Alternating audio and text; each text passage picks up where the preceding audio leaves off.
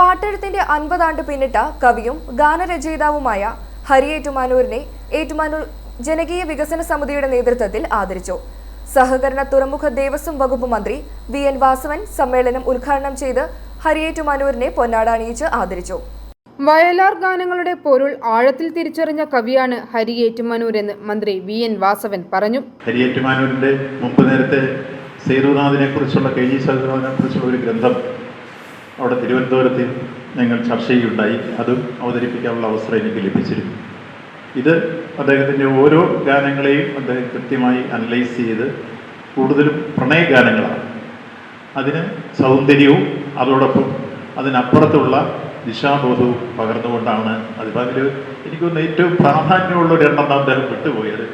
എന്താണ് ഞാൻ ജോലിക്കണം വിചാരിച്ചിരിക്കുക എന്നുവെച്ചാൽ വയലാറിൻ്റെ ഏറ്റവും മനോഹരമായ പ്രണയഗീതങ്ങളിലൊന്നാണ് ശംഖുപുഷ്പം കണ്ണെഴുതുമ്പോൾ ശകുന്തളേ നിന്നെ ഓർമ്മ വരും, ശാരദ സന്ധ്യകൾ മരപുരിഞ്ഞൊറിയുമ്പോൾ ശകുന്തളേ നിന്നെ ഓർമ്മ വരും.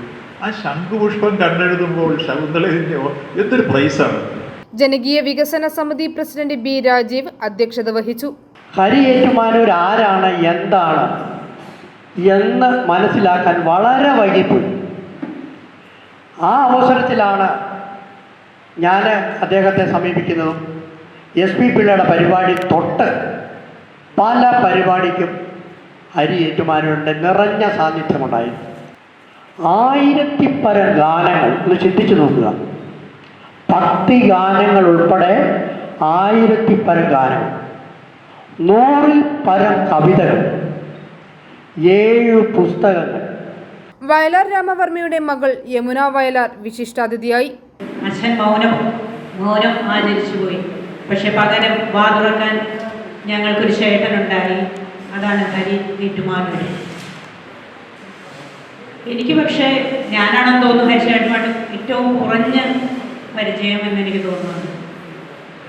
എനിക്ക് ഏറ്റവും ആദ്യം എന്നോട് പറഞ്ഞത് എൻ്റെ ചേച്ചിയുടെ മകൾ കവിതയാണ്.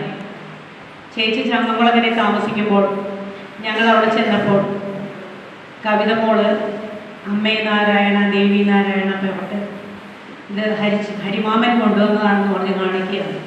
അന്നാണ് ഞാൻ ഹരി ഏറ്റുമാനൂർ എന്ന ആളുണ്ടെന്നറിയുന്ന ഒരു പാട്ട് എഴുത്തുകാരുണ്ട്. ഞാൻ ഈ പാട്ട് കേട്ടിട്ടുണ്ട് അമ്പലങ്ങളിലെല്ലാം. ശരിക്കും അമ്പലത്തിൽ അതിൽ ഈ പാട്ടിൻ്റെ യൂട്യൂബിൽ കണ്ട ഒരു മറുപടിയാണ് അന്ന് എനിക്ക് തോന്നിയ അതേ അനുഭവമാണ്. ഒരു പാടത്തിൻ്റെ കരയിൽ പടിക്കെട്ടുള്ള ഒരു അമ്പലം. കവിയും ഗാനരചയിതാവുമായ വിനു ശ്രീലകം മുഖ്യപ്രഭാഷണം നടത്തി. ചലച്ചിത്ര പിന്നണി ഗായകൻ ഗണേഷ് സുന്ദരം, സാഹിത്യകാരൻ Vinu Abraham, ward councillor Rashmi Shyam, fine arts society president N. Aravindakshan Nair, Raisa Begum, KO Shamsuddin, VM Thomas Vembeni എന്നിവർ പ്രസംഗിച്ചു. i4 news Ettumanoor.